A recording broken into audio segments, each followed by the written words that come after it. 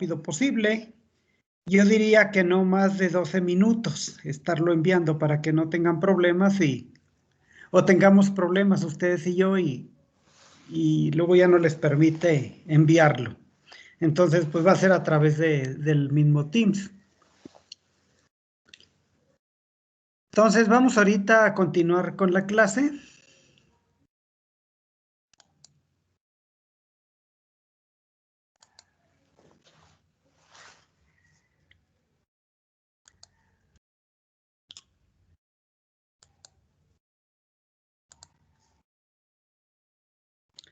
Entonces, esta es la última diapositiva que habíamos visto, según yo, ¿verdad? Que hemos terminado prácticamente lo de micropropagación. Entonces, aquí en México había antes una empresa que micropropagaba frambuesas. Estaba por allá por la salida a Querétaro, ¿cómo se llama? Ahí ya se me olvidó el nombre. Bueno, es por acá por la salida a Querétaro. Había unos invernaderos y ellos producían plantas. Decían que era planta in vitro, pero seguramente lo que hacían es que sacaban la primera generación in vitro, pero después lo más seguro es que la reproducían por los métodos tradicionales. ¿Por qué? Porque decíamos que la zarzamora produce muy pocos brotes, no llega más allá tal vez de 7, 8 brotecitos en cada subcultivo. Pues resultaría incosteable que vinieran directamente de micropropagación. Lo más seguro es que micropropagaban la primera parte y después ya lo hacían por los métodos tradicionales. Bueno, no, yo no sé si sigan produciéndolo ahora, pero yo creo que ya no. Entonces, en las plantas que usan, por ejemplo, de zarzamora, las que usa, por ejemplo, Driscoll, ellos lo que hacen es que ya importan las plantas de la misma empresa, ¿verdad? Pero la micropropagación la hacen en Estados Unidos y luego ya envían todas las plantitas acá y acá hacen la climatización. Entonces aquí vemos un grupo de plantas en frasquitos como de tipo plástico, ¿verdad? Y así es como llegan a México. Estas son los pequeños frascos o vasos, ¿verdad? Que traen un buen número de plantitas. Entonces llegan, la sacan, la separan, ¿verdad? Y hacen la climatización de estas plantitas y después ya hacen el trasplante. Entonces aquí vemos ya algunas plantitas, ¿verdad? Con su raíz listas para el trasplante. El trasplante para la aclimatización inicialmente, ya una vez que están bien aclimatizadas, pues ya las llevan al terreno. Bueno, es importante, decíamos, en estas plantitas, cuando las saca uno del agar, meterlas en una solución que lleve algún fungicida, ¿verdad? Para evitar que posteriormente le vayan a llegar algunos hongos, eso como preventivo. Entonces puede ser Captán, Promil o algún otro, a veces mezclas de fungicidas como preventivos. Entonces aquí vemos el trasplante de esas plantitas que vienen de micropropagación, que decíamos llegan así de Estados Unidos en este tipo de recipientes y luego los trasplantan a semilleros, las ponen bajo un microtúnel y con un sistema de aspersión para su aclimatización. Entonces aquí vemos la plantación, ¿verdad? Quedaría de esa manera.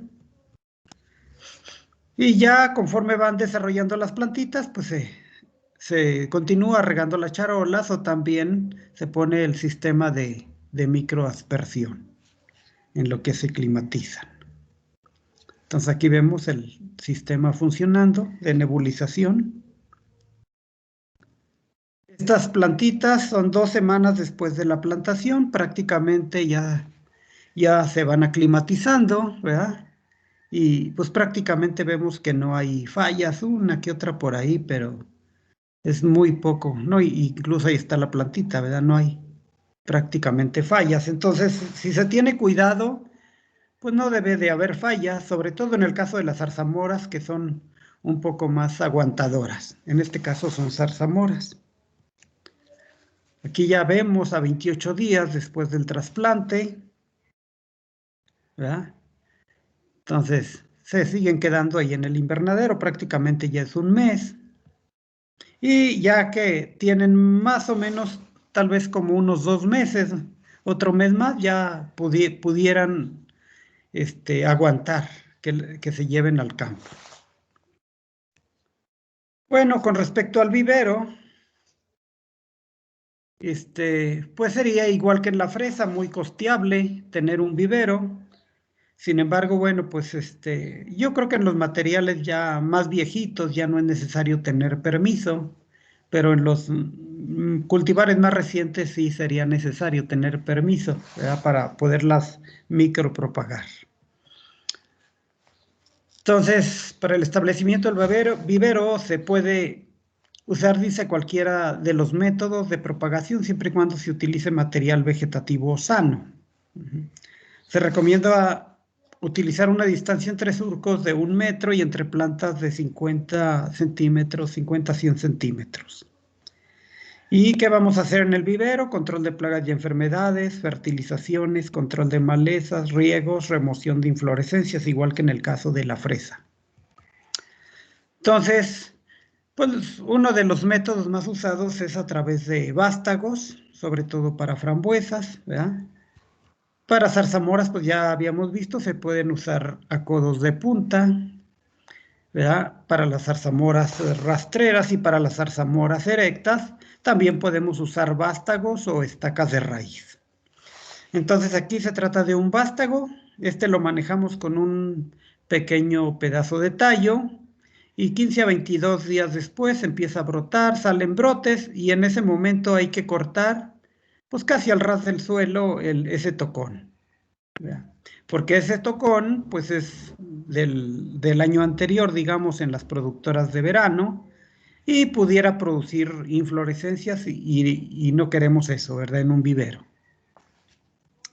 Entonces aquí vemos un vivero que se tenía hace muchos años, aquí en San Martín, cuando todavía estaba el colegio, ¿verdad?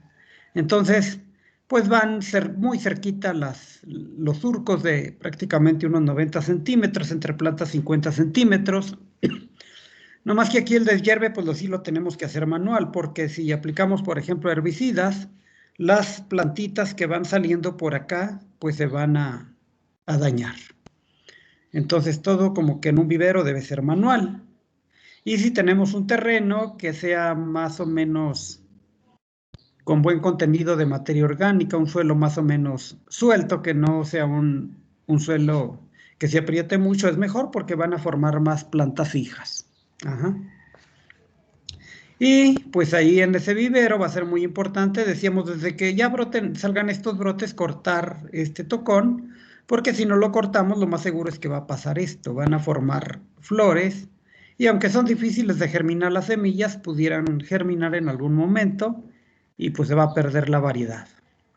Realmente sí es muy costeable tener un vivero sobre todo de frambuesas, porque si ustedes quieren comprar una plantita en Estados Unidos, les cuesta $1 cada plantita de frambuesa y una planta madre, pues puede formar hasta 10, 12 plantas hijas, ¿verdad? Manejándolo bien.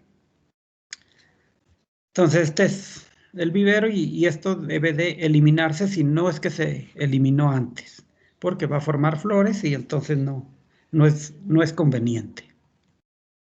Bueno, creo que esta era la última de esta parte. Ahorita vamos a pasar a otra parte que tenemos más adelante.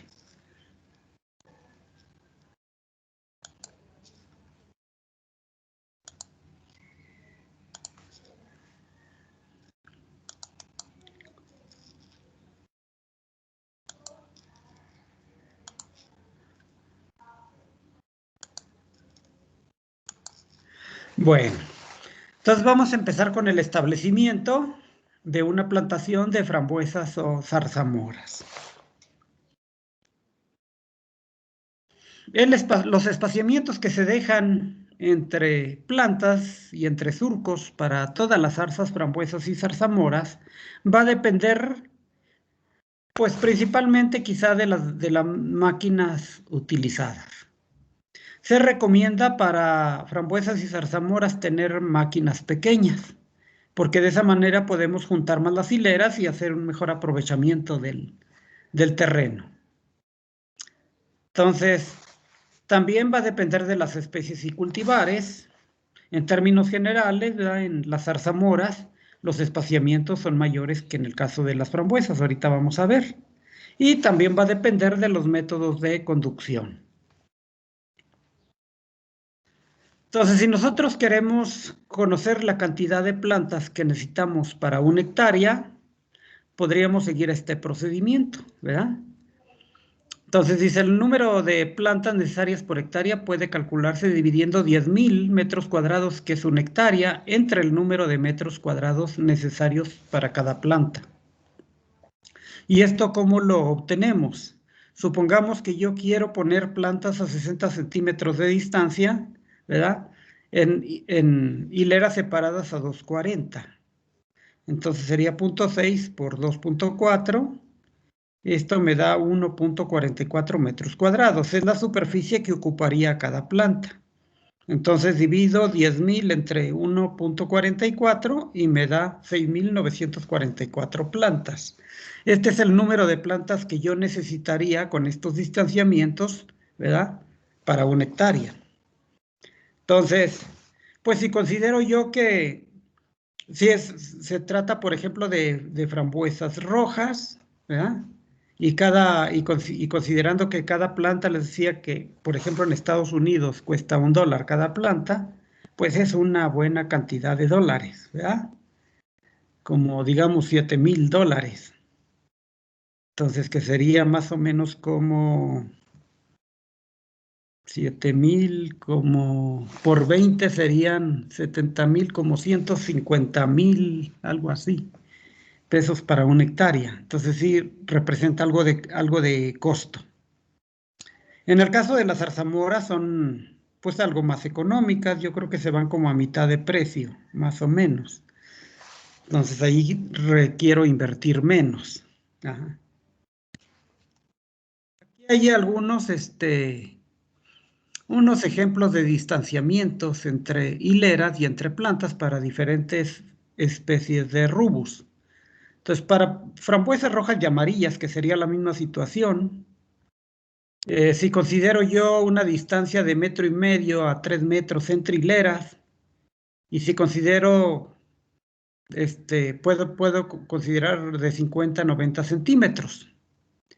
Si yo quiero tener mucha más producción desde el primer año, pues las pondría a 50 centímetros, ¿verdad? Y si quiero ahorrarme en material vegetativo, pues las pudiera poner hasta 1 metro de separación entre ellas. Que tal vez sí valga la pena mejor a 1 metro pensando desde el punto de vista económico, porque se ahorra uno la mitad en la compra de material vegetativo, y si no se repobla el primer año, pues el segundo año sí estaría en plena producción. Entonces, para frambuesas negras, suponiendo que tenemos entre hileras 2 a 3 metros, y aquí los distanciamientos pueden ser ligeramente mayores, ¿verdad? De 90 centímetros a 120, a 1,20. Ajá. Entonces, ¿por qué? Porque requiere un poco más de espacio las frambuesas negras. Las púrpuras más o menos se va igual que en el caso de las frambuesas rojas, negras, perdón, de 90 a 1,5 entre plantas. Para zarzamoras erectas, podemos considerar entre hileras 3 a 3,5 metros, y entre plantas podría ir desde 60 centímetros hasta 1,20. Podría ser ligeramente un poco más separadas que para el caso de las frambuesas rojas. Para el caso de las zarzamoras semierectas, como sería el caso de brazos, pudieran ser estos distanciamientos y entre plantas igual o ligeramente un poquito más, hasta 1,50. Y en el caso de zarzamoras rastreras, sí la separación entre plantas se recomienda mayor. ¿Por qué? Porque en este caso van a formar guías y hay zarzamoras que tienen guías hasta de 3, 4 metros. Entonces, si yo la pongo a una distancia muy pequeña, pues no va a caber. No va a haber dónde colocar las guías. Entonces, aquí sí sería un poco diferente para el caso de las rastreras. Entonces, estas son algunas ideas de distanciamientos que pueden variar, ¿verdad? Dependiendo sobre todo del tipo de maquinaria. Pero si yo tengo una separación de 1,5 metros, pues voy a hacer un uso mucho mejor del terreno y sobre todo si está bajo condiciones de macrotúnel, pues más. Aquí vemos una plantación, esta está a 1,5 metros, esta estaba antes ahí en San Martín, ¿ya? Cuando todavía estaba el colegio. Están a 1,5 metros entre hileras y se usaba este tipo de tractorcitos de Gravely que tenía todos sus implementos. Y entonces de esa manera pues se puede hacer un uso más eficiente del terreno. Entonces esas son las características que se tenían en esa plantación, postes a 1,5 metros de altura a partir del nivel del suelo, son postes en este caso de cemento, ¿verdad? Pero pueden ser de madera, de metal. Este era para zarzamora, perdón, para frambuesas rojas productoras de verano. Entonces el alambre del número 10 o 12 y la separación entre postes de 10 metros. Entonces se iban atando aquí todas las plantas, porque esas sí requieren de irlas amarrando, ¿verdad? Decíamos que en las frambuesas productoras de otoño a veces no es tan necesario amarrarlas, es suficiente con poner un alambre de cada lado. Aquí vemos algunos otros ejemplos de distanciamientos y las plantas que se requerirían por hectárea, ¿verdad? Este es para condiciones de Guatemala. Entonces, aquí tenemos la distancia entre plantas, va de 60 centímetros hasta 1,20. Y la distancia entre surcos va desde 1,80 hasta 2,20. Entonces, dependiendo de los distanciamientos, pues ya serían número de plantas por hectárea que requerimos, ¿verdad? Entonces, son otros datos más, porque pues puede ser muy variable los distanciamientos, sobre todo por el costo del material vegetativo. Si yo tengo mucho material vegetativo, pues las pongo a 50 metros entre plantas, ¿verdad? Entonces, y para zarzamora, que en Guatemala le llaman mora, ¿verdad? Nosotros mora es el moral. Entonces, sin embargo, allá a la zarzamora le llaman mora. Y aquí hay igual algunos distanciamientos, ¿verdad? Entre surcos y entre plantas, que va igual de 50 centímetros, porque aquí hasta 2,70, porque aquí se están considerando diferentes tipos de zarzamoras, ¿verdad? Ya sabemos que hay erectas, semierectas y rastreras, y el número de plantas que se requeriría por hectárea. Con respecto a las técnicas de manejo del suelo, pues podría manejarse suelo de nudo labrado, ¿verdad? Sin embargo, no es tan recomendable debido a que eso levanta mucho polvo y va a depositarse el polvo en vez de las hojas y va a propiciar sobre todo la presencia de ácaros. Y luego en el caso de estas frutillas, pues prácticamente hay que estar cosechando diario y si dura varios días lloviendo, complica hasta la cosecha. Entonces no sería tan recomendable, pero bueno, hay lugares donde a lo mejor no tienen para pasto y todo y lo manejan así, pero no es tan recomendable. Lo más recomendable sería el uso de cubiertas vegetales vivas, ¿verdad? Que sería pasto, principalmente. Ajá. Pues ven aquí la altura de estas frambuesas es tienen bastante altura. Esto no es aquí en México, es en Canadá. Entonces, generalmente aquí en México crecen pues como a la mitad. No crecen mucho, sin embargo, sí producen mucho. Aquí simplemente lo que tienen es entrenudos más largos las plantas, ¿verdad? Con respecto a la fertilización, pues igual que en el caso de la fresa, se recomienda hacer un análisis de suelo, ¿verdad? A una profundidad de unos 30 centímetros, obtener 12 a 15 muestras por hectárea, y se recomienda hacerlo esto 1 a 2 años antes de la plantación. Y posteriormente, una vez establecida la plantación, se recomendaría hacer un análisis cada 2 a 3 años, ¿verdad? Entonces, también se recomienda hacer un análisis foliar, más o menos en clima templado, sería como por julio-agosto, ¿verdad? Porque vamos a ver más adelante que ahora se hace la producción forzada y prácticamente se obtienen producciones cuando se quiera, sobre todo en Michoacán, en zarzamoras, que es donde más se cultiva, porque el clima pues se presta, ¿verdad? Pero por ejemplo aquí pues no se presta por las heladas. Entonces, para el muestreo se recomienda tomar 5 hojas maduras de 10 plantas, ¿verdad? De 10 plantas, podría ser para 1 hectárea. Esto va a ser un total de 50 hojas. Entonces, es una muestra bastante representativa. Estas hojas maduras más o menos están a la mitad de los brotes, ¿verdad? Y también se recomienda evaluar el contenido de materia orgánica y si es que falta, pues hay que agregar un poco de materia orgánica. Al momento de hacer los análisis foliares, bueno, pues hay que ver dónde andan los niveles y también habrá que considerar las interacciones de elementos, ¿verdad? Porque recuerden que puede de repente un elemento estar en deficiencia, pero puede que sea porque está compitiendo con otro elemento. Entonces, y también conocer el historial del terreno. No se recomienda aplicar nitrógeno al momento de la plantación y después no aplicarlo cerca del cuello de la planta. Si no tenemos análisis foliares ni análisis de ningún tipo, podría ser esta una recomendación, ¿verdad? Aplicar 120-150 kilogramos por hectárea por año de nitrógeno. 1/3 al inicio de la brotación de la planta, 1/3 como a mediados de mayo y otro tercio después de la cosecha. Entonces podría hacerse eso. Claro que lo ideal pues es tener análisis de suelo y análisis foliares. De fósforo aplicar 70 kilogramos por hectárea por año, enterrado a 7 a 10 centímetros de profundidad y a 30 centímetros de separación del cuello de la planta. Y en el caso del potasio aplicar 90 kilogramos por hectárea por año. Esta sería una recomendación así como, ahora sí que como tipo receta, pero sin ninguna base. Entonces lo ideal pues es tener análisis foliares y análisis de suelo.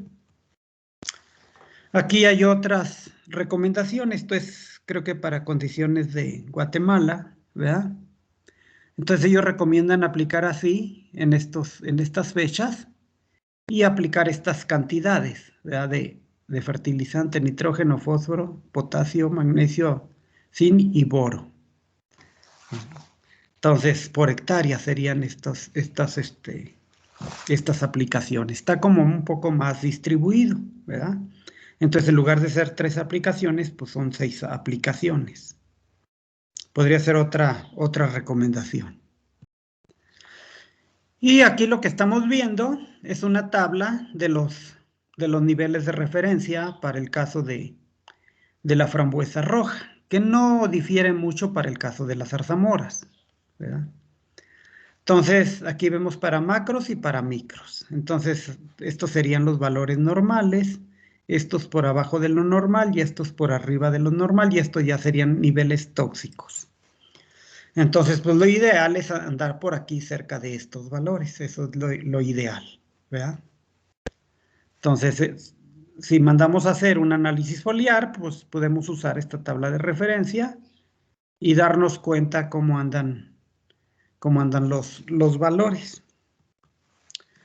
También puede ser que tengamos que corregir el pH de los suelos. Ajá. Si tenemos que subir el pH, pues se utiliza cal. Esta está en kilogramos por hectárea, lo que está entre paréntesis lo que está fuera del paréntesis es libras por hectárea. Entonces, de acuerdo al pH que se tiene del suelo, ¿verdad? Va desde 4,5 hasta 6,5. Y ya, si el pH del suelo está muy alto, pues entonces lo que tendríamos que aplicar sería azufre, ¿verdad? Para bajar el pH. Entonces, igual aquí está en libras y en kilogramos por hectárea. Últimamente se ha estado dando mucho el manejo orgánico de las plantaciones, ¿verdad? Porque sabemos que los frutos que se cultivan de manera orgánica pues alcanzan el doble de precio con respecto a lo normal, ¿verdad? Entonces, porque se supone que son mucho más sanos. Entonces, en las empresas estas, como Driscoll Hortifruit, han hecho algo de investigación, decíamos, pero no sueltan la información, pero sí han hecho investigación con respecto al manejo orgánico.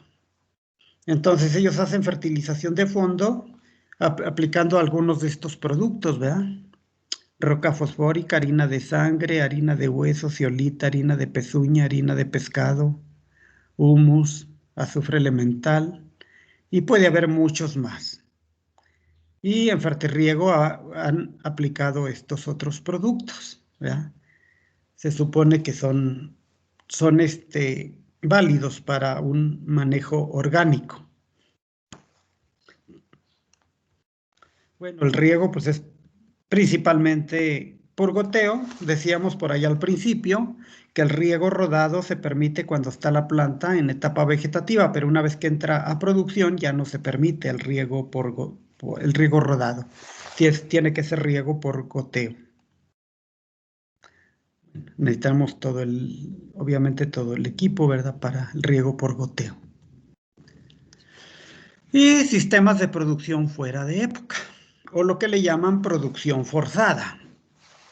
Entonces vamos a ver aquí, es lo que se hace en Michoacán, vamos a ver una parte de esto, ¿verdad? Y ahorita les voy a compartir un video de un compañero del colegio que participó en cursos de Intagri y él expuso todo esto de la producción forzada y algunos otros ingenieros por ahí que dan asesoría ahí en Michoacán. Entonces, dice, en muchas regiones de producción del mundo, las cubiertas de polietileno túneles son usadas para proteger las plantas del clima y producir fuera de época, manteniendo la calidad del fruto. También ¿cómo se llama? En Guatemala se hace algo de esto. Los túneles también pueden ser usados para retrasar la estación de fructificación. En los cultivares productores de verano se puede adelantar la producción, ampliando con ello la época cubierta por los cultivares productores de otoño. Las producciones obtenidas fuera de época alcanzan mejores precios en el mercado, ¿verdad? Entonces, normalmente acá en México, pues está produciendo, digamos, y que alcanza mejores precios, digamos, por allá por noviembre, diciembre, enero, febrero, cuando Estados Unidos, pues no está produciendo. Y entonces un kilo de zarzamora puede alcanzar hasta unos 200, 300 pesos de frambuesa, luego hasta 300 o más de 300. De repente nosotros vemos charolitas por ahí en los súper, como en Walmart, y una charolita de frambuesas que tiene 200, 300 gramos, les anda costando, y en época donde hay más producción, les anda costando, no sé, 60, 80 pesos. Últimamente no he visto el costo, pero sí, si le hace uno las cuentas, pues cada kilo va a estar costando, yo creo que unos entre 200, 300 pesos, ¿verdad? Y si se produce 10, 12 toneladas por hectárea, pues échenle cuentas. Es un dineral, ¿no? Entonces, dice, utilizando estos métodos, la estación de producción en México se ha extendido desde octubre hasta junio. Ya en junio como que los precios bajan. Si ahora se dispone de cultivares de zarzamora, productores de otoño, antes no había, son pocos todavía los materiales que se tienen de productoras de otoño, que son las que producen el mismo año en que se plantan. Entonces, en la literatura los van a encontrar como cultivares que producen en primo cañas, les llaman, ¿verdad? Que decíamos que tal vez no sea muy adecuado eso de primo cañas y floricañas, pero bueno, se maneja.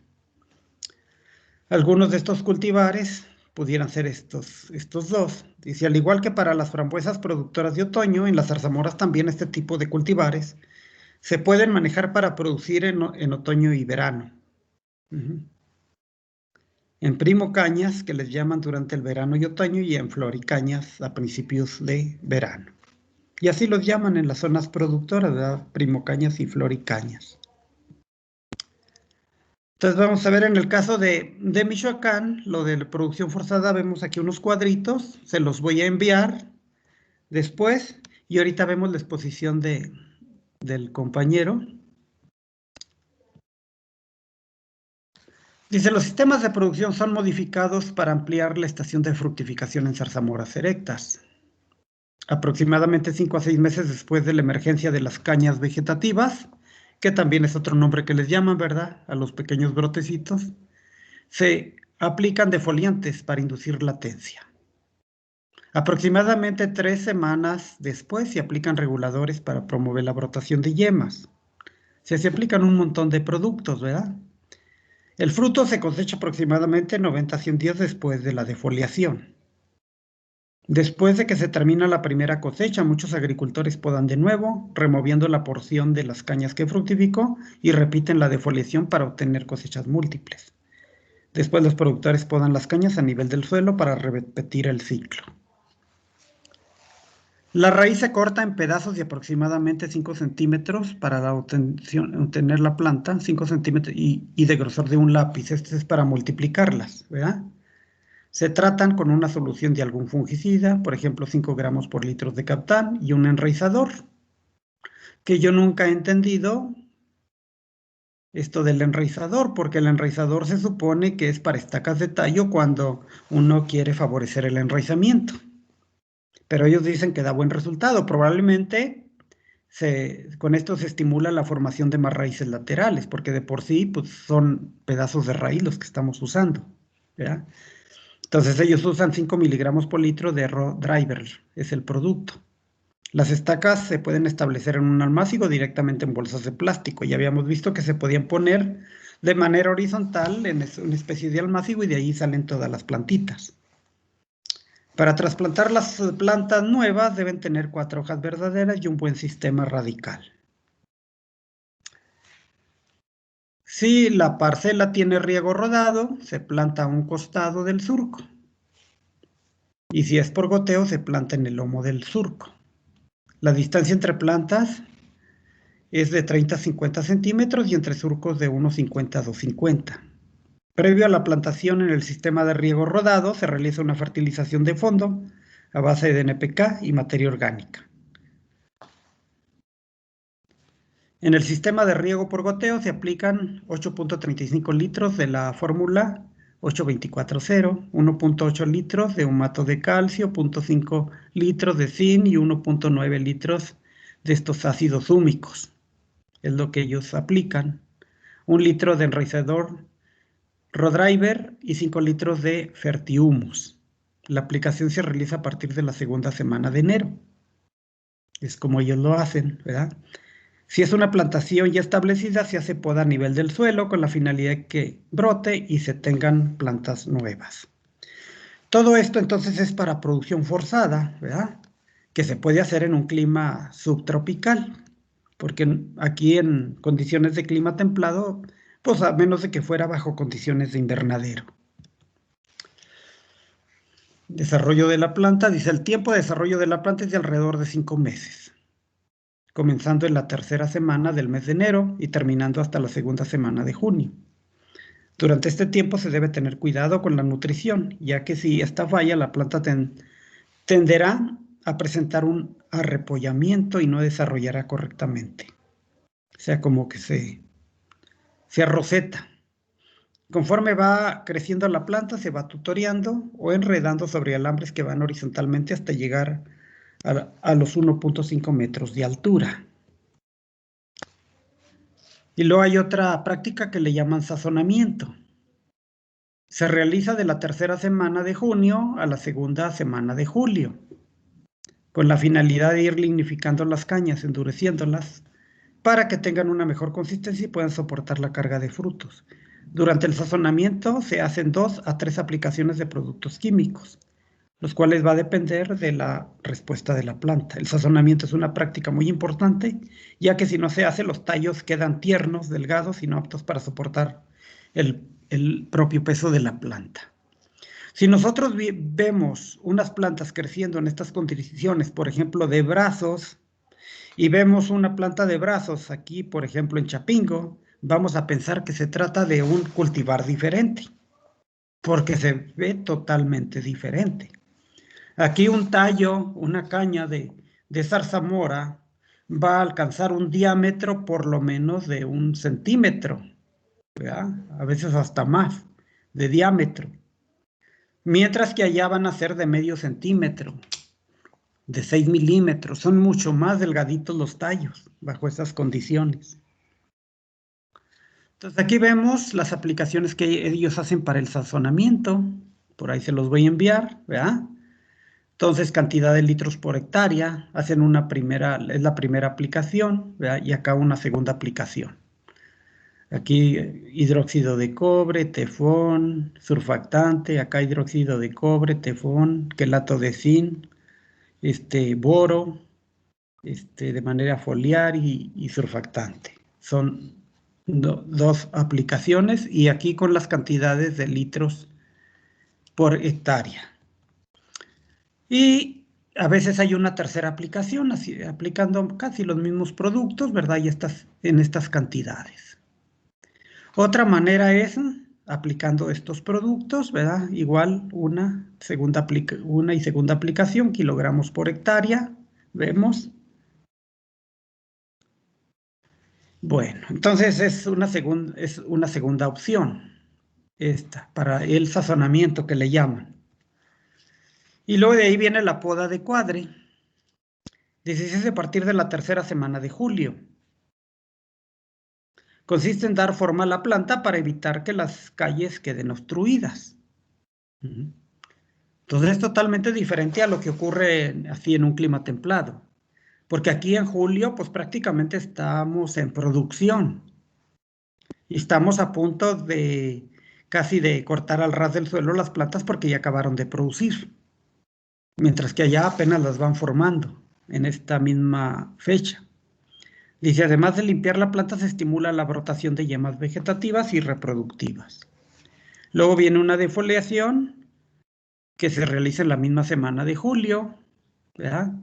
Igual que la misma semana de la poda de cuadre, que consiste, en este caso, consiste en defoliar la planta para prepararla para la brotación. Y para la defoliación ocupan estos productos, utilizando estas cantidades por hectárea. Cianamida de hidrógeno, citrulina, ácido giberélico y urea. En estas cantidades. Otra manera es estos productos que cambian un poquito en estas cantidades, ¿verdad? Entonces sería otra opción para la defoliación. Y luego después de que defolian, ahora es lo contrario, hay que estimular la brotación, ¿verdad? Esto se realiza en la cuarta semana de julio. Dice, con esta actividad lo que se busca es estimular más rápidamente la brotación de yemas vegetativas y florales para que la planta se vaya preparando para entrar en producción. Lo que se aplica son reguladores como gibberelinas, citocininas y algunos nutrimentos, aminoácidos, fósforo, calcio, potasio, con la finalidad de obtener una buena brotación. Y luego, lo que le llaman alargamiento de los cargadores, que serían las laterales. Dice, el alargamiento de los cargadores es de suma importancia, ya que en ellos se van a desarrollar las yemas reproductivas, ¿verdad? Decíamos que para zarzamora son laterales muy largas, a veces hasta de 1 metro o más, y de ellos va a depender la producción de fruta. Dice, para lograr un buen cargador, se aplican gibberelinas y ácidos húmicos para que se alarguen, ¿verdad? Prácticamente. Esto se hace en agosto. La floración bajo esas condiciones ocurre en septiembre y determina la cantidad de fruta que se va a tener en ese ciclo. Para promover más floración se aplica Reven TDZ, que es un estimulador de la brotación, a una dosis de 5 a 7 mililitros por 200 litros de agua. También se aplica potasio, fósforo, zinc, hierro, manganeso y boro. En esta etapa se empieza a tener problemas con algunas plagas como tris y ácaros. Para el control de los tris se recomienda hacer aplicaciones de este producto o este otro en estas dosis. Para controlar la araña roja se aplica mucho la abamectina a esta dosis. Da buenos resultados y es un producto que no es realmente tóxico. También hay productos, hay algunos que se usan que son de canela, extractos de canela. Los productos mencionados solo se utilizan en floración y cuando la fruta empieza a desarrollar. Una vez lista para ser cosechada, se usan productos como aceite de soya o extractos naturales, como el de caña. Cosecha se realiza a partir de la tercera semana de octubre hasta la segunda semana de noviembre, dependiendo de la floración. Durante la cosecha se pueden presentar algunos problemas de hongos como botrytis peronospora, lo cual hace que los rendimientos disminuyan. Durante la cosecha está prohibido hacer aplicaciones de productos químicos residuales. Para el control de botrytis se recomienda aplicar este producto, o este otro. Dice que se podrían hacer aplicaciones de tricoderma. Para peronospora se aplica este producto, este otro, ¿verdad? Que es fosfito de potasio, aunque se podría aplicar un fungicida a base de cobre. Y el empaque, bueno, se hace durante la cosecha, la fruta es depositada en clamshells y etcétera, ¿no? Vamos a verlo más adelante. Y posteriormente con ello se llena una caja que lleva 12 clamshells. Entonces, les voy ahorita a compartir un video de esto de la producción forzada de un compañero del colegio.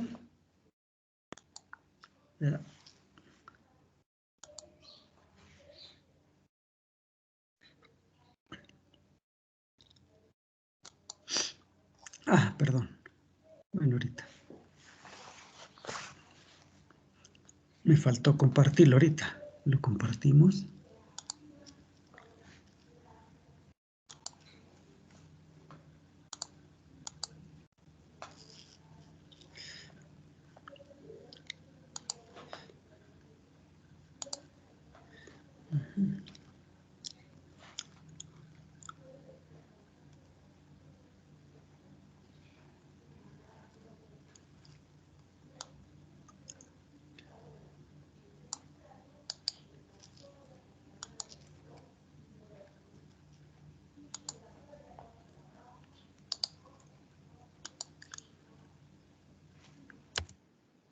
Creo que es este. El proceso de producción forzada en Zamora. Sí. Entonces es el compañero del colegio, es el Guillermo Calderón, doctor Guillermo Calderón, ¿verdad? Que él ha trabajado mucho por ahí en la zona productora, esto de la producción forzada. Entonces les voy a compartir este video. Empieza empieza a partir de que se poda a nivel de suelo o la planta empieza a brotar si es una plantación nueva. Vamos a partir de una plantación ya de algunos años y entonces la brotación de nuevos flujos a partir de las estructuras abajo del suelo, es decir, de yemas basales o yemas radicales adventicias, se generan nuevas plantas como las que se observan aquí y al cabo de dos meses podemos tener un desarrollo como el que ven en la fotografía. Estas cañas, como le llamamos en el argot de las berries, en realidad no son cañas y alguien especialista en biología o en botánica de plantas me puede decir, en botánica me puede decir, biología de plantas me puede decir que caña no es correcto y tendría la razón. Sin embargo, hemos adoptado estos términos de la jerga de los productores estadounidenses y de la literatura científica incluso, que maneja el término caña. Las cañas entonces son los tallos sobre los que va a haber producción a partir de sus yemas laterales, las yemas laterales que están formando aquí en las axilas de estas hojas más adelante. Entonces, a partir de que hay un flujo, de que empieza el flujo de un nuevo crecimiento o el crecimiento de un nuevo flujo de tallos, pues estos alcanzan cierta altura y a los 5 meses o 6 meses de edad están listos para ser forzados a brotar. Eso que ven aquí son tallos, repito, de entre 2 y 2,5 meses, yo creo, de edad.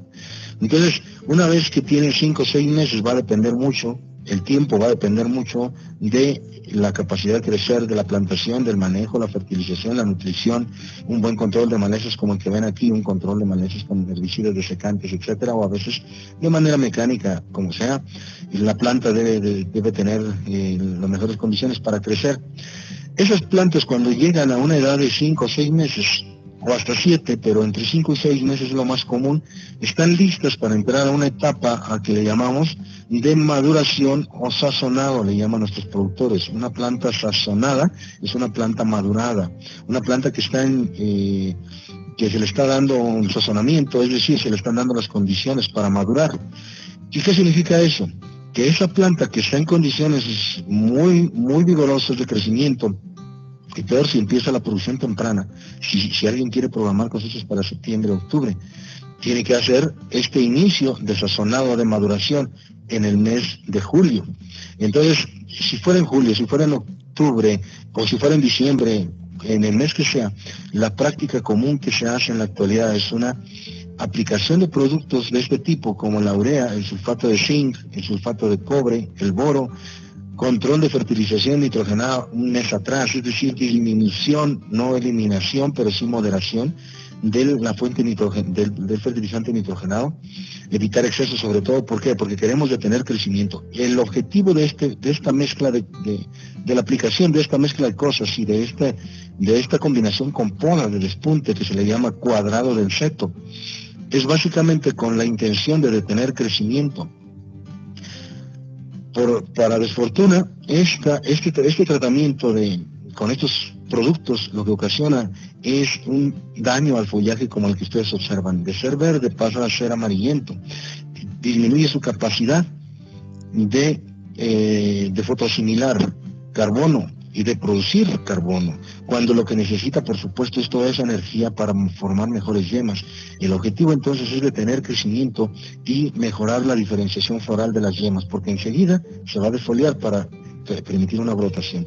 Estas plantas tienen que ser entonces tratadas de esa manera para... eso es lo que se está haciendo ahorita. Enseguida voy a mostrar lo que hemos tratado de proponer para detener el crecimiento sin dañar el follaje.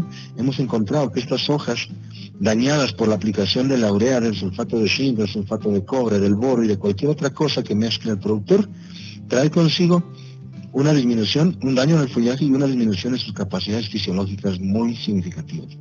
Entonces, deberíamos enfocar baterías a la investigación de la mejor forma de defoliar estas plantas. Y un poco más adelante les contaré qué es lo que se está haciendo por parte de investigación o por parte de empresas que llevan sus propios sistemas de desarrollo. Cuando esas hojas son tratadas con esa mezcla de productos para sazonar la planta, madurar la planta y sus yemas, las hojas llegan a tener una apariencia como la que pueden observar aquí, y entonces es un follaje dañado que no tiene capacidad fotosintética. Por lo tanto, podemos pensar en que la aplicación de algunos productos que inhiben el crecimiento, como lo dije antes, la prohexadiona de calcio, recuerdan cuando vimos bioreguladores, el daminocide, el paclobutrazol, los tres son inhibidores del crecimiento de las plantas porque son inhibidores de la síntesis de giberelinas. Y los productos comerciales, bueno, pueden ser estos o pueden ser otros, pero el ingrediente activo son estos y tienen un mismo objetivo, detener crecimiento. Las dosis que hemos probado y en una y en otra aplicación, pues lo hemos hecho ya muchas veces, tratando de detener el crecimiento en diferentes formas, dándole un tiempo de 3 a 5 semanas mínimo de maduración porque no basta con hacer la aplicación de los productos para sazonar y enseguida defoliar sin darle tiempo suficiente a diferenciar bien sus yemas, que son la base de la producción. Entonces, bueno, con base en ello, lo que tuvimos, lo que hemos tenido lo que hemos observado es de que la tasa de fotosíntesis en las plantas tratadas con estos inhibidores de giberelinas o de inhibidores del crecimiento vegetativo fueron tan altas como una planta no tratada, como este testigo. Mientras que las plantas tratadas de la manera tradicional con la mezcla de urea, sulfato de zinc, cobre y demás, la tasa fotosintética disminuye de manera significativamente a más de casi se queda a un tercio del nivel normal de fotosíntesis, casi a un tercio, ¿no? Un poquito más. Sin embargo, vean claramente un efecto en la capacidad fotosintética de esas yemas. Eso trae consigo también, pues, o es debido en parte a que con la aplicación de tantos productos se daña la capacidad fisiológica de la planta y se tiene una mejor conductancia estomática. ¿Qué quiere decir? La capacidad de abrir y cerrar estomas y de permitir el intercambio de gases que permiten mayor fijación de CO2. Lo mismo, transpiran menos esas plantas, que son tratadas tradicionalmente en esas mezclas.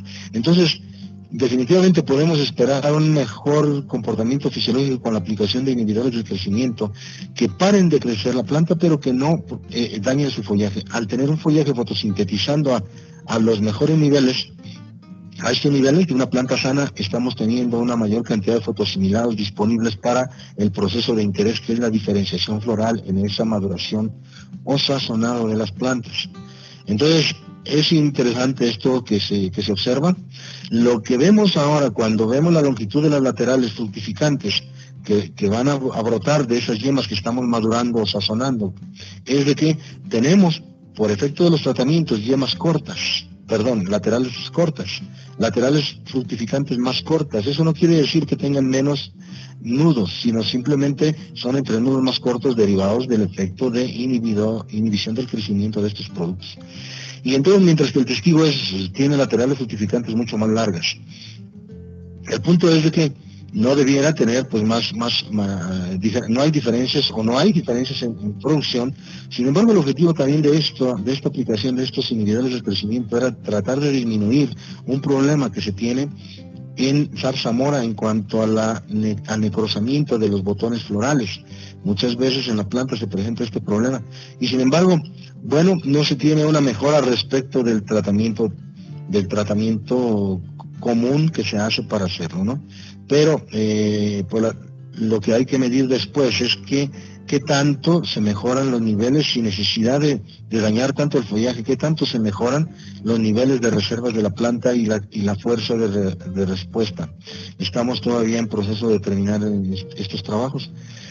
Posteriormente a que la planta se madura o se sazona y sus yemas están ya bien diferenciadas, se inicia el proceso de defoliación que mencionaba, y debe hacerse una remoción del follaje de la mejor manera. Si no se quemó en la primera, hay que hacer una segunda. A pesar de que se usan dosis tan altas como 20% de sulfato de amonio, la defoliación puede ser deficiente, como lo ven aquí, porque la hoja de la zarzamora es muy reacia, muy tolerante, muy reacia a la defoliación, muy tolerante al efecto tóxico de las sales que estamos aplicando para defoliar, porque es eso. Estamos aplicando una alta concentración de sales para defoliar, promoviendo una fitotoxicidad. Y entonces aquí se ve toda una segunda aplicación. Ellos están haciendo una aplicación con diferentes sistemas de aplicaciones, una manguera con su pistola, un tractor de atrás bombeando la solución. Y entonces hay que defoliar. ¿Por qué? Porque recuerden el cuadrito aquel del paraletargo. Las yemas que están en este seto, los tallos de este seto, son yemas que están en paraletargo. Y entonces la causa de ese letargo es la presencia de la hoja y hay que eliminarla de la mejor manera. Y este es el efecto que se logra con una defoliación promovida por esta mezcla de productos como los que ven aquí. Simple y sencillamente es la aplicación de sulfato de amonio al 20% más un sulfato de cobre al 3% más un aceite emulsificado al 2%, aceite agrícola emulsificado. ¿Qué significa eso? que esta mezcla de productos hacen un daño al follaje y sin dañar las yemas de ninguna manera, a pesar de que tienen 3% de cobre. Es importante el cobre, es importante considerar que el cobre, el sulfato de cobre puede ocasionar quemaduras más allá de lo deseable. Entonces no debe haber dosis más altas que esto, y especialmente si las cañas de los tallos de la plantación no son muy maduros, porque puede haber quemaduras. Entonces, lograr una defoliación de buen nivel, pues es el objetivo, para que después se haga la aplicación de promotores de la brotación. Y bueno, una de las formas es esta, con la aplicación de tiriazurón a 50 partes por millón en la defoliación o en predefoliación, y luego 50 partes por millón una segunda aplicación después de defoliar, como la que están haciendo aquí.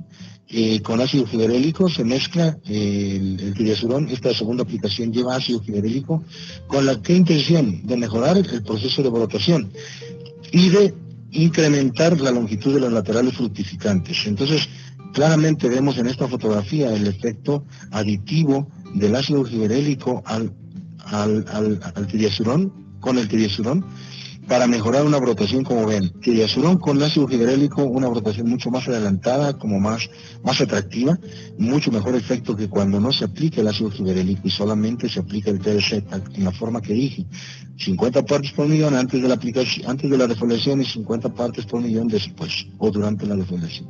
Entonces, ¿qué vamos a tener? Una mejor brotación cuando se mezcla la citocinina, que es el TDZ, con una giberelina, que es el ácido fibrélico.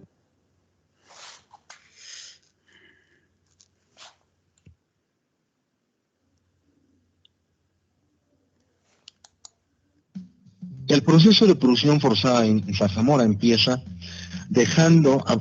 empieza a partir de que se poda a nivel de suelo, o la planta empieza a brotar si es una planta.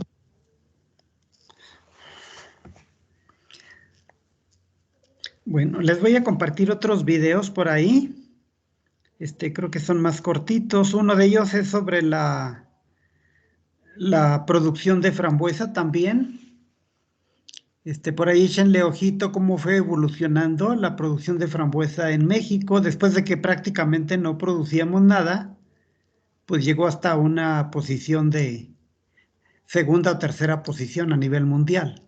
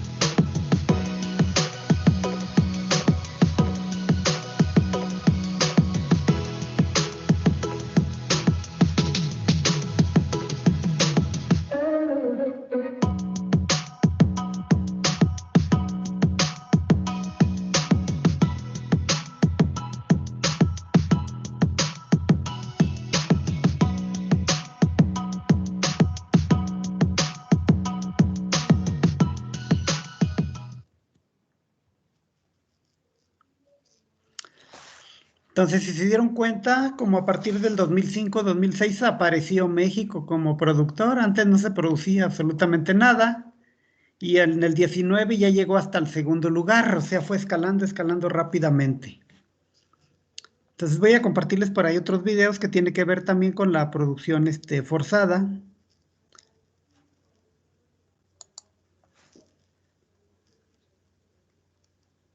Bueno, hay de semillas también.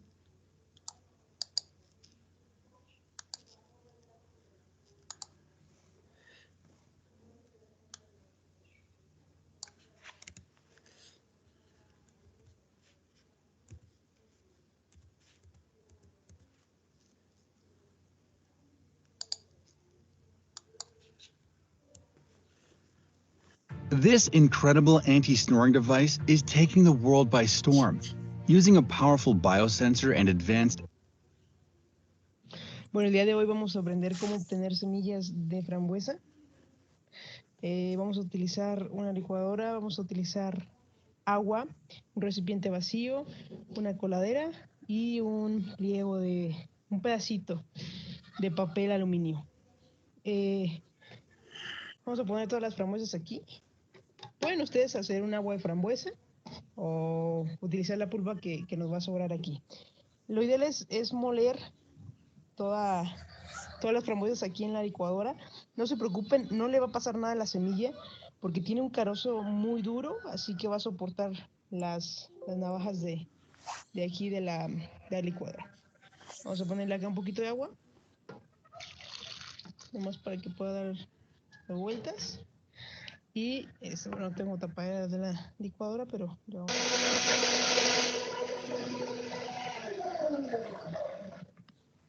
Bueno, ya que lo haya molido por un par de minutos más o menos, vamos a colar lo que molimos aquí con la coladera.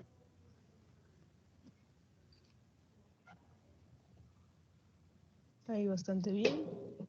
Le voy a poner yo acá agüita para limpiarla, por si queda alguna semilla ahí en el fondo.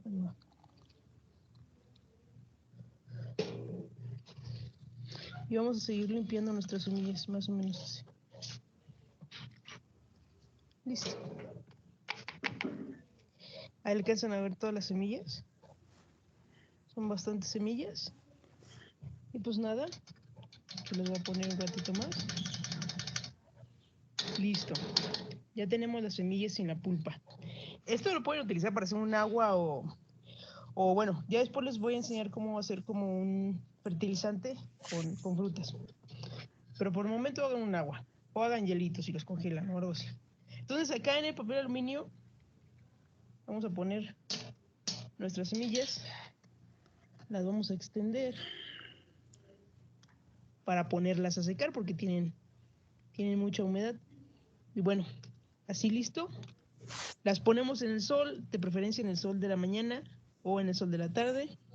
Y yo creo que en un par de horas están listas estas semillas de frambuesa. Eso es todo por hoy, espero les guste, les sea útil y bueno, cualquier cosa estamos en redes sociales y dejen sus comentarios. Saludos.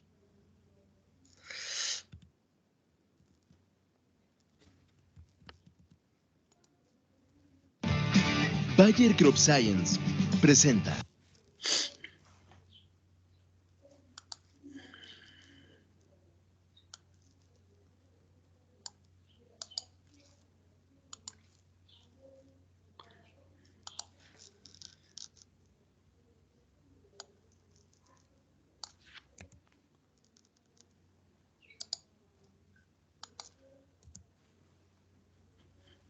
Would you love to be able to pick up the guitar and play without thinking?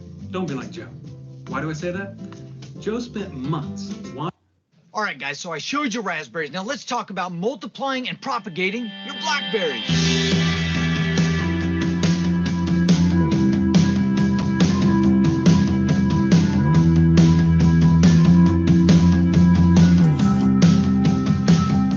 And this is so easy. And I've got a variety. Right over here is thornless, and I want to propagate this guy. Let's get started. All right, so here's the variety, and this is a thornless variety. You can see right here on the stalk, no thorns at all, and it's a good tasting variety. It's called Triple Crown, and we are going to take this guy right now, and we're going to multiply it. I'm going to show you how. Now, this is with blackberries. With raspberries, there's no better way I do it than what we did in that last video, and if you haven't seen it, click on the link up here and down in the description or wherever you got to find it. But with the raspberries, the roots grow along the ground, and obviously along the ground, they grow into the ground, but they grow under the ground and then pop up new sprouts all around where the roots grow. Now, with these blackberries, the way they multiply is these tip branches here that grow all the way up. The tips of them finally grow long enough and fall down, and they touch the ground and grow new roots right out of the tips. And the new branches can grow off at every one of these little buds all along here.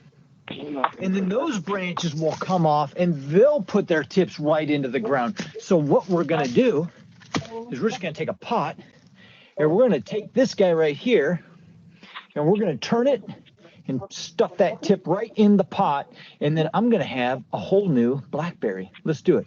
All right, so we're going to take this tip. And the first thing we're going to do is just strip off some of these little branches here, because that will provide little open wounds where this new blackberry plant can start rooting. And we're just going to take all this material here now and shove it right in that pot. I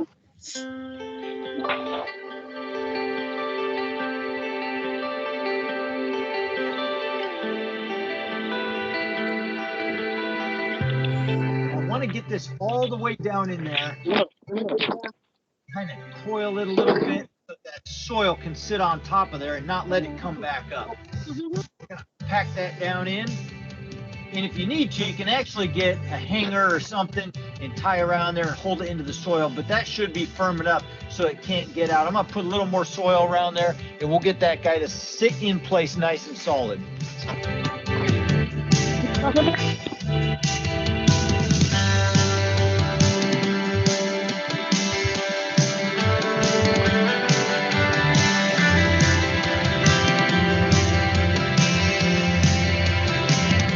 And there it is, coming up from that pot right there, swooping all the way over. And we tucked his nose right down in that potting soil, and that's just fine for bark. Same thing I use for everything around here. Just an inert medium that holds moisture, but drains very well. So all we got to do is just sit and wait for this guy to root. And it's going to root real nice down in that pot, and I will be able to clip it somewhere up here on the branch, and we'll have a whole new Triple Crown thornless blackberry.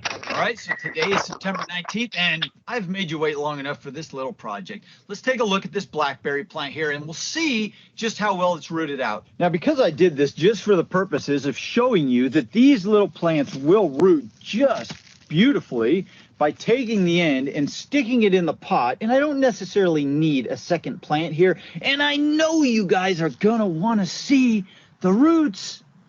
I'm just going to pull them up and show them to you. All right, but first, we want to jiggle that around because I want to loosen all that bark up. I don't want to rip the roots off if there are roots in there. Let's see if we can get down to some roots, guys. Let's see if we got, what do we got? It feels firm in there. It feels firm. What do we got? Come on, buddy. Here, I'm just going to dump it out. I'm dumping it out. Oh, look at that. You see that? Little roots all throughout there, guys. Let's keep digging. Let's look. Let's look. Look at this. Oh, that guy's rooted in there good. Come on. Come on, buddy. Work with us. Look at that beautiful. Ooh, don't pull them out, Mike. Don't rip them. Don't rip them, buddy. Come on. Come on, little guy. There he goes. There he goes. Oh, look at that. Oh, beautiful. Beautiful. Look at it, guys. It rooted beautifully. Do you remember when we stuck this in here? I kind of bent the thing. I bent this guy right here so that when I put it in the soil would hold it down. And now look, it's rooted just massively right out from the edge there. Just massive roots. Just in, geez, it's got to have been, what, 3 weeks, a month, something like that. And now what we would do, because now you guys obviously see I'm pulling this whole thing up, roots and all, and probably a lot of you are cringing at home and not really liking me right now, but this is for educational purposes. And so what you would normally want to do with this branch here is just come up here. See how these leaves have turned up to face the sun? They've kind of flipped upward. You would just cut it off like right here, or you could cut it off right above this little branch right here. Maybe this one. You got two sets of branches, and not pull it up like I did, but just snip it back right there, and then you'd have a whole new plant. And all these little bud sites here, even though they're upside down, they would send out new shoots next year. There you go. They'd send out new shoots next year that would just kind of turn and grow up, and this would turn into a whole new blackberry plant all by itself. Now, wasn't that just fun and simple and exciting? Anyway, I hope you guys enjoyed this. If you did, let's hit the like button, get the word out, guys. Subscribe if you want to follow along and see more awesome gardening videos around here. Have a fantastic week, and I'll see you guys in the next video. Adios. Una verdad escondida.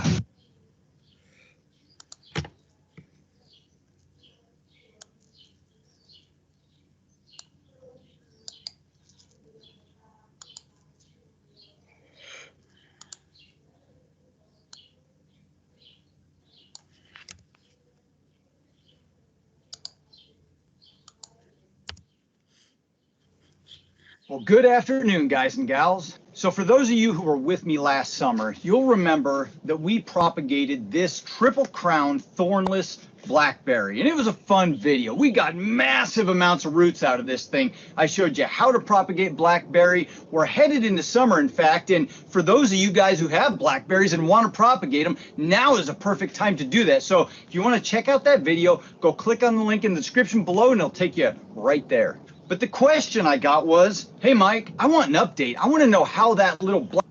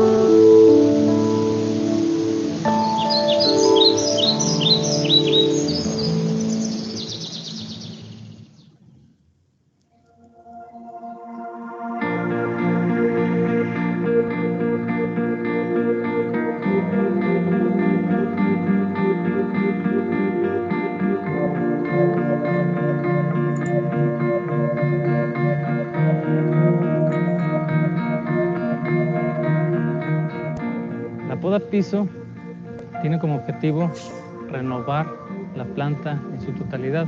El objetivo final es tener planta nueva, debido a que estas plantas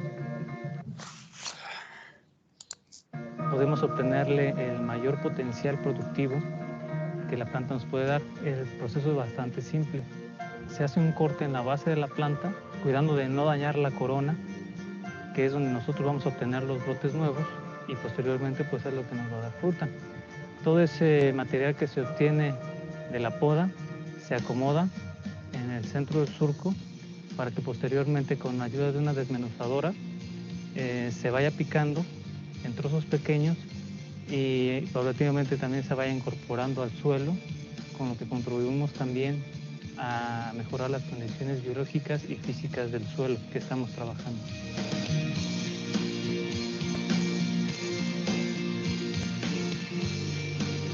Bueno, eso ha sido todo por hoy. Espero que esta información les haya gustado y les sea útil. Mi nombre es Omar González, trabajo para Berrimex y eso es todo. Hasta luego.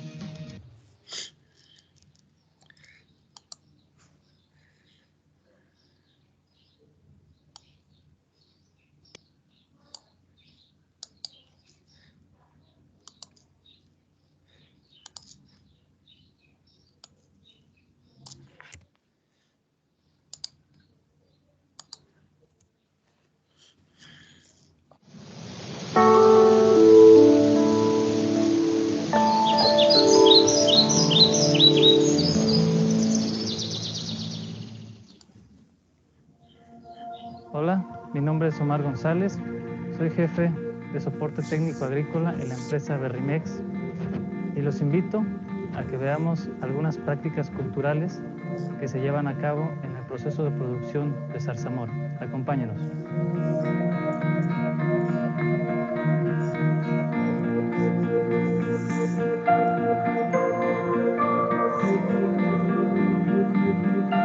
La preparación de suelo tiene como objetivo darle las condiciones físicas al suelo que se está preparando para que la raíz tenga las condiciones óptimas de desarrollo y para que la humedad sea absorbida de manera más eficaz y más eficiente por las plantas al momento de que se estén aplicando el fertirriego.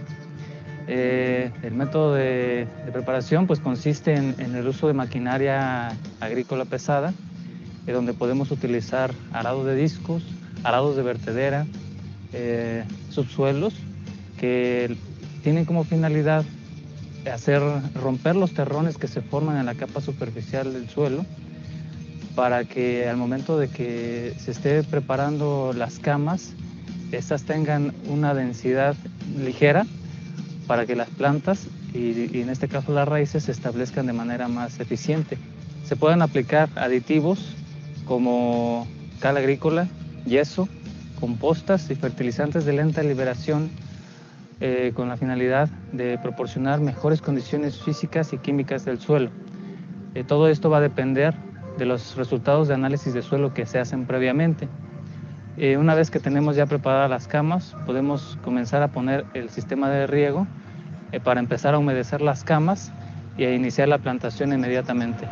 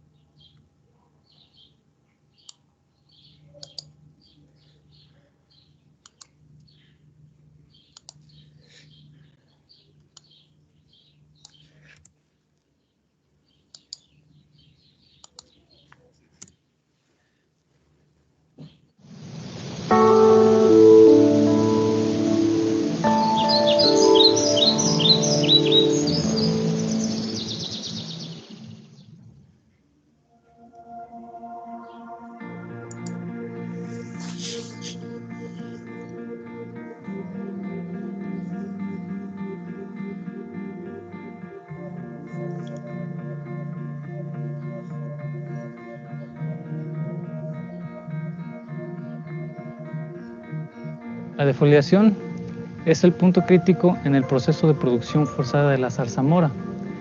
Tiene como objetivo la eliminación total de las hojas de la planta.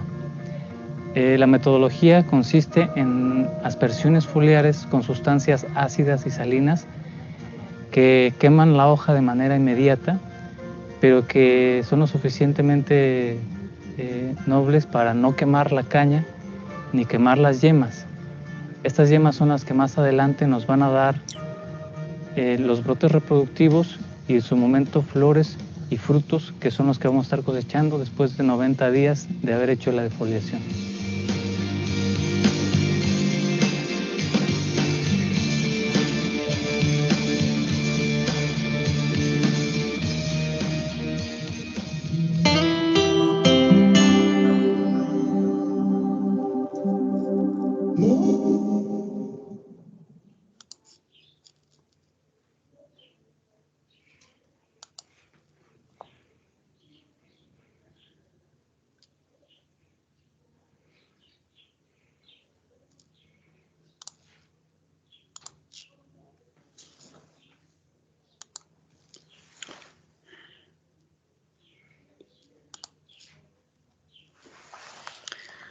Bueno, pues esos eran los pequeños videos que les quería compartir. Son realmente muy cortitos, pero bueno, se ve el proceso. Entonces, no sé si hay alguna duda.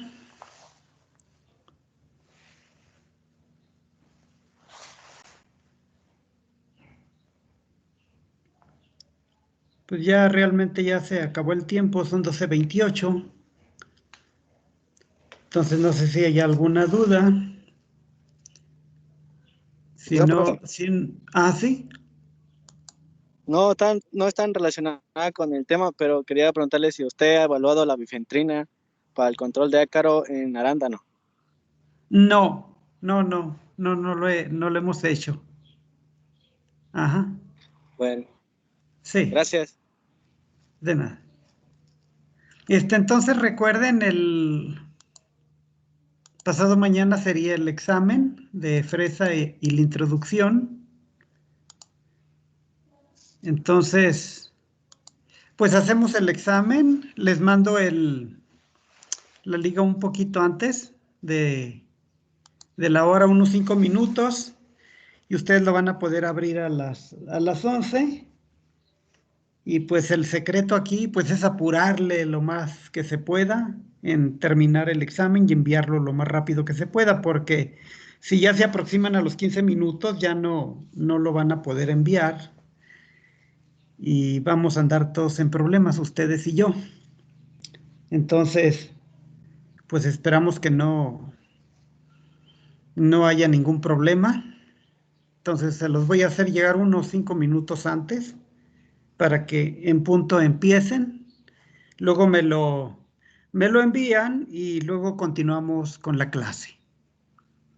No sé si haya alguna duda.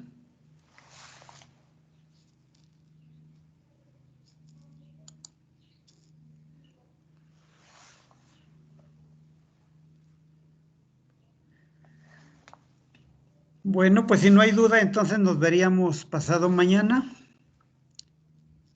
Nos vemos entonces. Cuídense.